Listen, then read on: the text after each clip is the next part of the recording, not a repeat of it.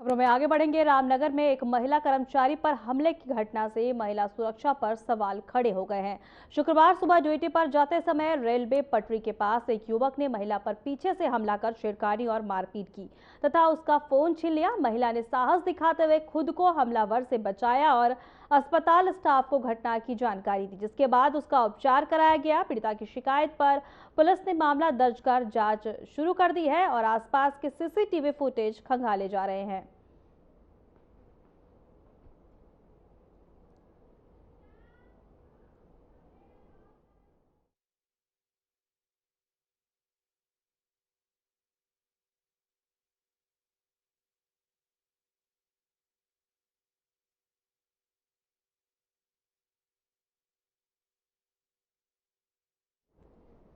देहरादून के जिलाधिकारी के निर्देश पर विकासनगर में घरेलू गैस उपभोक्ताओं की समस्याओं के समाधान के लिए एक कमेटी का गठन किया गया। उप जिलाधिकारी के नेतृत्व में बने इस कमेटी में तहसील प्रशासन, खाद्य आपूर्ति विभाग और पुलिस प्रशासन को शामिल किया गया है। कमेटी का उद्देश्य एलपीजी की आपूर्ति को सुचारू रखना, कालाबाजारी रोकना और अवैध स्टॉक करने वालों पर कार्रवाई करना है। प्रशासन ने लोगों को आश्वस्त किया है कि गैस की कोई कमी नहीं और ऑफलाइन बुकिंग व घर घर सिलेंडर डिलीवरी की सुविधा भी शुरू कर दी गई है।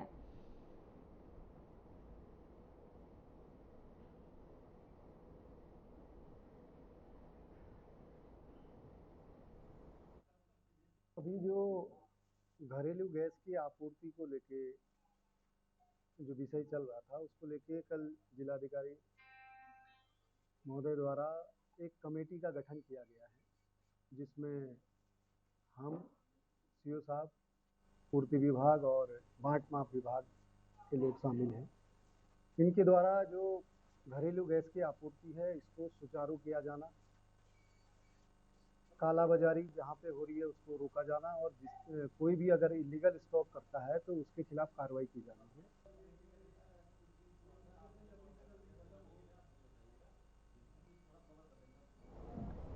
आपको एक बार फिर से बता दें, घर घर सिलेंडर डिलीवरी की सुविधा शुरू हो गई है। एलपीजी के समाधान के लिए कमेटी बनाई गई है।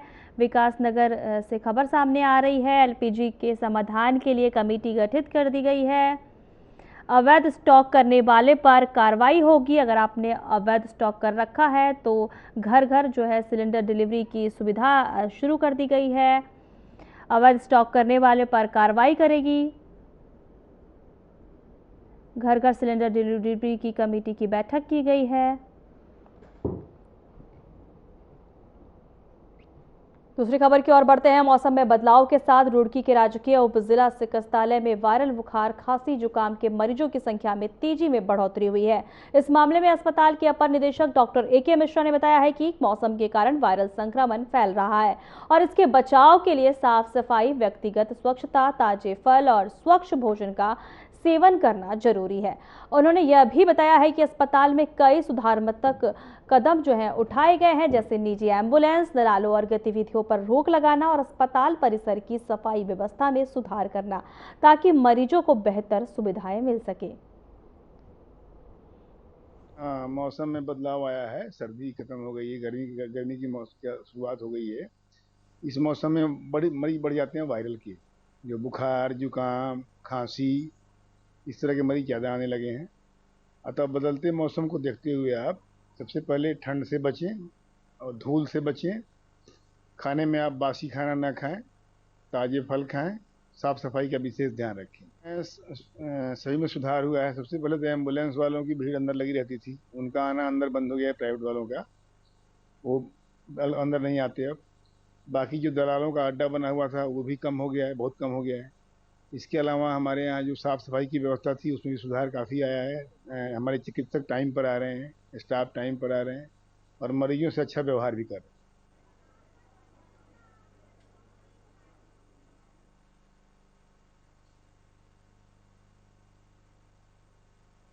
समय से चर्चा में रहे अनूप अग्रवाल उर्फ लाला का मामला फिर सुर्खियों में आ गया है। महीनों से लापता बताए जा रहे अनूप लाला अचानक काशीपुर कोतवाली में अपने समर्थक और वकीलों के साथ पहुंच गए।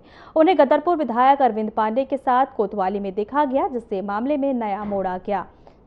वहीं अनूप लाला अब उच्च न्यायालय के निर्देशों के तहत कोतवाली में अपने बयान दर्ज कराने की प्रक्रिया में शामिल होने पहुंचे हैं।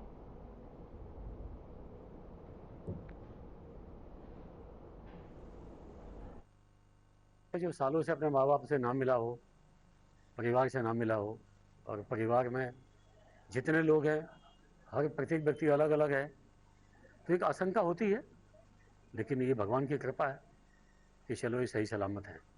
आज कैसे पता चला?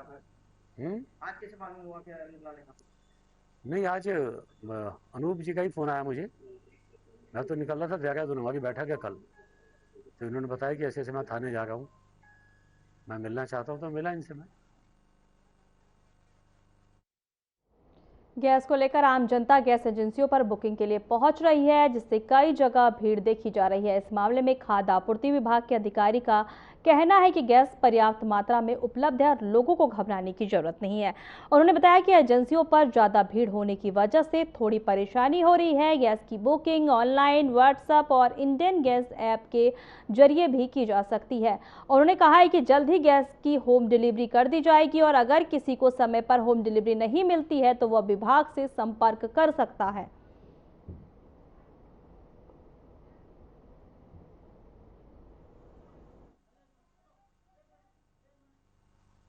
गैस के जो गैस एजेंसियों पे लाइनें लग रही है उसका मेन कारण ये है कि लोग एक तो ऑनलाइन बुकिंग नहीं कर रहे हैं, ठीक है, लेकिन अभी जो है ऑनलाइन बुकिंग हो रही है, व्हाट्सएप के माध्यम से हो रही है, कॉलिंग के माध्यम से हो रही है, एसएमएस के माध्यम से हो रही है। इंडियन ऑयल का ऐप है, इंडियन ऑयल 1 नाम से, उसके माध्यम से बुकिंग हो रही है, ठीक है, लेकिन लोग नहीं कर रहे हैं, लोग सीधा एजेंसी पहुंच जा रहे हैं, जिस कारण जो एजेंसियों का जो काम है वो भी बाधित हो रहा है। एजेंसियां भी अपना काम प्रॉपर तरीके से नहीं कर पा रही है, इसलिए थोड़ा पैनिक हो रहा है। गैरसैंण में चल रहे विधानसभा सत्र में सत्ता पक्ष के विधायकों द्वारा प्रश्न पूछने पर विपक्ष ने आपत्ति जताई है। कांग्रेस ने आरोप लगाया है कि सत्ता पक्ष ही अपनी सरकार से सवाल कर रहा है। बीजेपी प्रदेश अध्यक्ष महेंद्र भट्ट ने कहा कि नियमों के अनुसार सत्ता पक्ष के विधायक भी प्रश्न पूछ सकते हैं। उन्होंने कहा कि विधायक अपने क्षेत्रों के विकास से जुड़े मुद्दे उठा रहे हैं और विपक्ष बिना ठोस मुद्दों के आरोप लगा रहा है।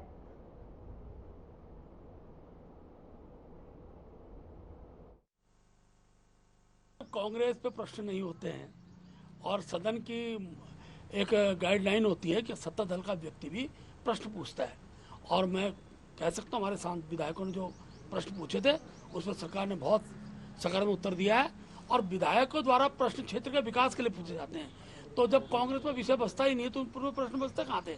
तो उनके केवल अनावश्यक आरोप प्रत्यारोप तक वो पूरे सत्र के दौरान चलते रहे, लेकिन भारतीय जनता पार्टी के विधायकों ने जो प्रश्न किया उसमें जीत का भाव था और क्षेत्र का विकास का भाव था।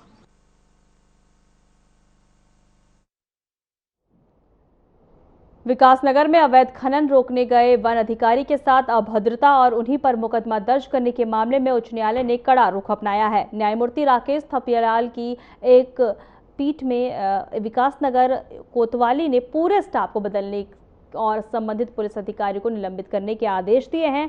यह मामला उस समय सामने आया जब एसडीओ राजीव नयन नौटियाल अवैध खनन की वीडियो बना रहे थे और उन पर खनन कारोबारियों ने हमला कर दिया।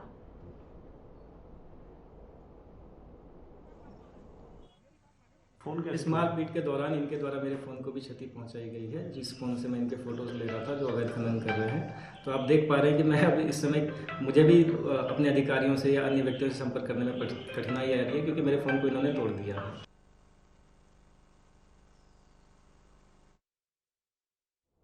हरिद्वार में एक कार्यक्रम के दौरान संत हरि चेतनानंद द्वारा मुख्यमंत्री पुष्कर सिंह धामी को पांचवा धाम कहने पर विवाद खड़ा हो गया है। यह बयान पूर्व विधायक स्वामी यतीश्वरानंद द्वारा के ग्राम चौपाल कार्यक्रम के दौरान किया गया था। वीडियो सामने आने के बाद कई संतों ने इसे चार धाम की परंपरा और आस्था के खिलाफ बताते हुए आपत्ति जताई है। संत बाबा हठ योगी ने कहा कि चारों धाम का कोई विकल्प नहीं हो सकता। इस तरह के बयान सनातन परंपरा के खिलाफ हैं।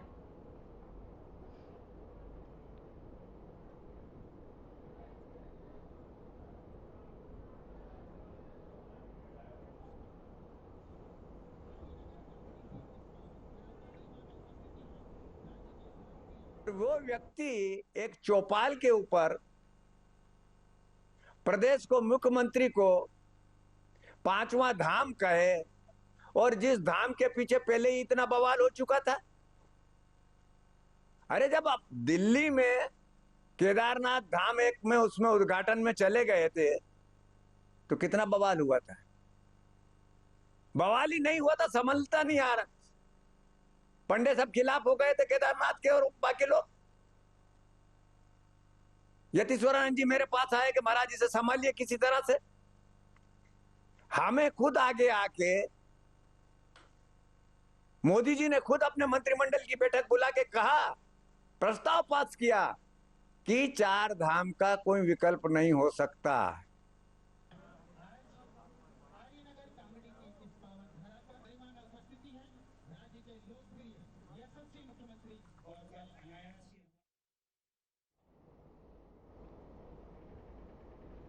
रामनगर वन प्रभाग के कोसी बैराज के पास देर रात हाथियों का झुंड सड़क पर आ गया, जिससे रामनगर हल्द्वानी मार्ग पर यातायात बाधित हो गया। वहीं आपको बता दें कि इस दौरान 10 हाथियों का झुंड सड़क पर आ गया, जिसमें छोटे हाथी के बच्चे भी शामिल थे। वहीं हाथियों के सड़क पर आने से दोनों और वाहनों की लंबी कतारें लग गई और कुछ देर के लिए यातायात पूरी तरह से ठप हो गया, जिसके बाद वन विभाग की टीम ने सुरक्षा के मद्देनजर यातायात रोककर हाथियों को सुरक्षित जंगल की ओर खदेड़ा। बाद में यातायात सामान्य किया गया। तो वहीं इस दौरान वन विभाग ने वाहन चालकों से सावधानी बरतने की अपील की है।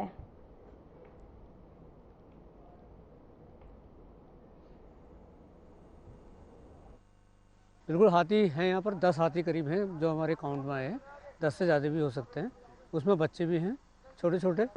और ये रोड क्रॉस करते हुए रोड को घेर रहे हैं पर, इसलिए हमने जो यहाँ से ये लोग आ रहे हैं, गाड़ी आ रहे हैं, इन्हें डाइवर्ट कर रहे हैं इधर उधर को। उधर उस तरह से भी रास्ता रोक रखा है नए पुल से और बैराज से भी। और हम कोशिश कर रहे हैं कि इनका रास्ता डाइवर्ट करके इन्हें जंगल की तरफ भेजा जाए।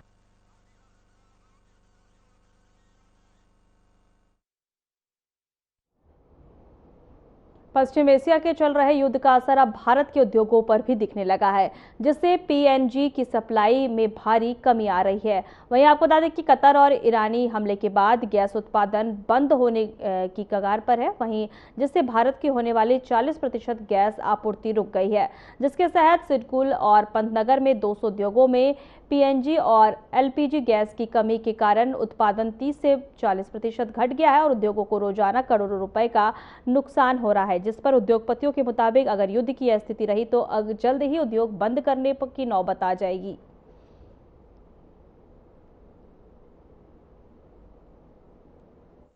और पीएनजी की कमी और एलपीजी की कमी काफी होने वाली इस युद्ध के चलते। तो उद्योग जो है कम से कम 40-50% उद्योगों को जो है इसका फर्क पड़ रहा है इस समय, क्योंकि सरकार द्वारा भी ये कहा गया है कि अपने जो आप उपयोग करते हैं उसका 80% ही इस्तेमाल करेंगे पीएनजी का, और अगर आप 20% और ज़्यादा करते हैं तो उसके लिए हमें उद्योगों को और ज़्यादा उसकी कीमत चुकानी पड़ेगी। तो इससे जो है हमारा उत्पादन प्रभावित होता है और इसका असर रोजगार पर ही पड़ेगा, क्योंकि अगर ये गैस सुचारू रूप से नहीं मिलती है भविष्य में तो उद्योगों पर इसका असर आना बहुत।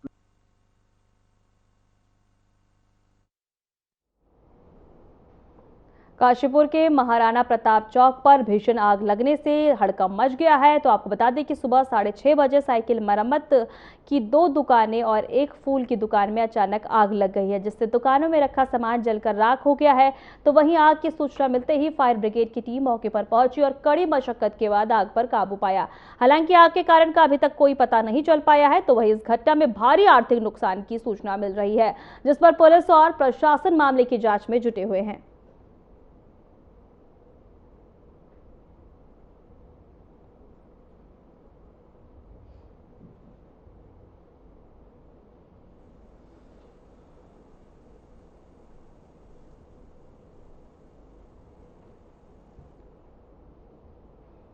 Uttaranchal federation of ministerial services association शाखा के शपथ ग्रहण समारोह में कर्मचारियों की समस्याओं पर चर्चा की गई। तो वहीं पौड़ी में आयोजित इस कार्यक्रम में नवनिर्वाचित पदाधिकारियों को पद और गोपनीयता की शपथ दिलाई गई।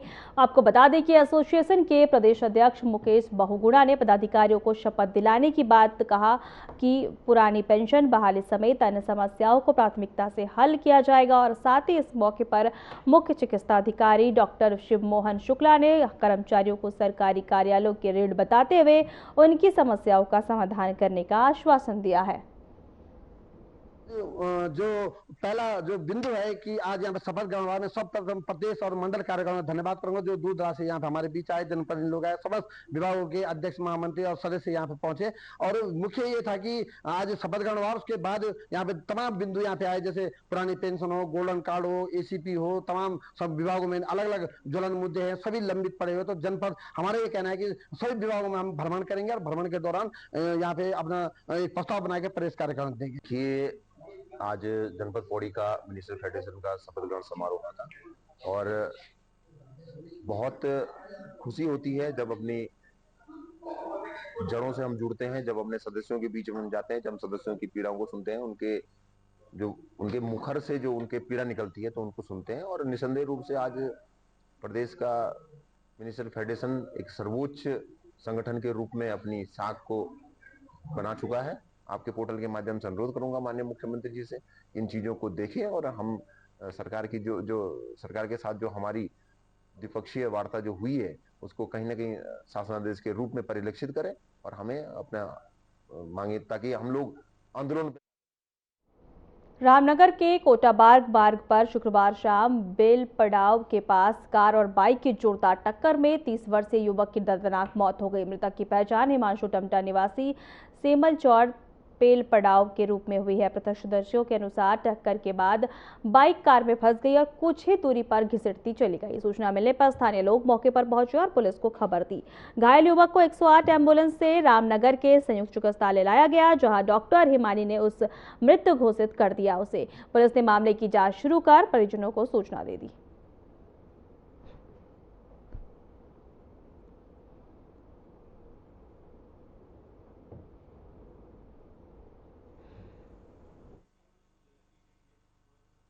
कॉलगेट क्षेत्र में सड़क दुर्घटना हुई है जिसमें एक बाइक सवार व्यक्ति जिनका नाम हिमांशु टमटा है, उनकी मृत्यु हो गई है कार से टकराने की वजह से और वो बैल पड़ाव के रहने वाले हैं। अभी हमारे रामदत्त जोशी चिकित्सालय में उन्हें लाया गया है 108 के जरिए और हमने पुलिस को सूचना दे दी है इस सब के बारे में।